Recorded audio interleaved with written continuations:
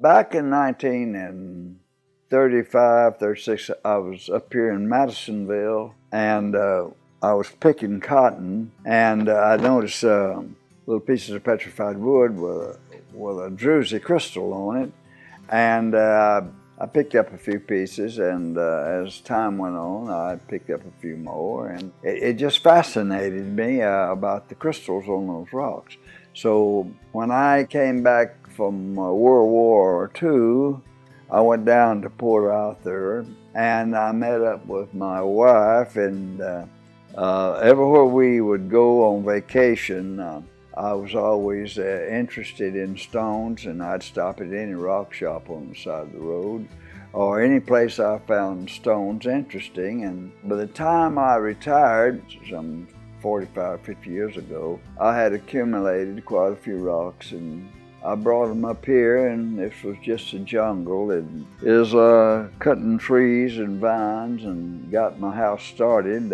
We found that we had shelves everywhere with rocks on it. My wife says, well, why don't we just build a room for your rocks? And we did. That's room number 1. And it went from that to 10, slowly but surely. And so now, the last building we built was the building I'm in here right now, which is my music building. I got to writing poems and songs out in California. And one day I walked in, I heard old Ernest Tubb sing a song, and I liked it. And I walked in, I said to my wife, you know, I think I'm gonna write a song.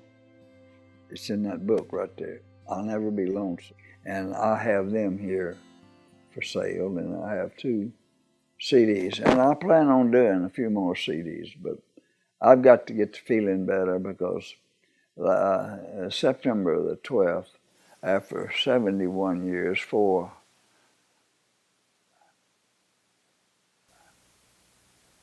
71 years, 4 months, 12 hours. My darling wife up there passed away, and this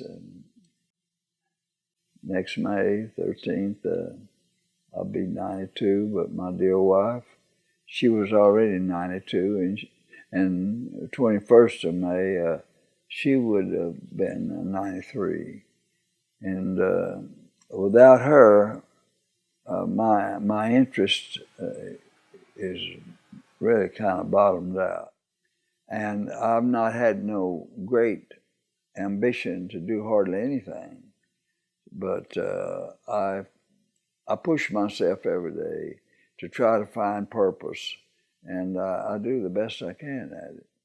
Like I say, I never retired and come up here with the intent of opening a rock shop, but since I had bought and traded and found so much stuff, it was necessary for me to start selling stuff because it costs money to keep these shops open and to keep the bookwork straight. And like I say, there's many different aspects to my life that would take months, even weeks, to cover it in a way that would be easy to understand it.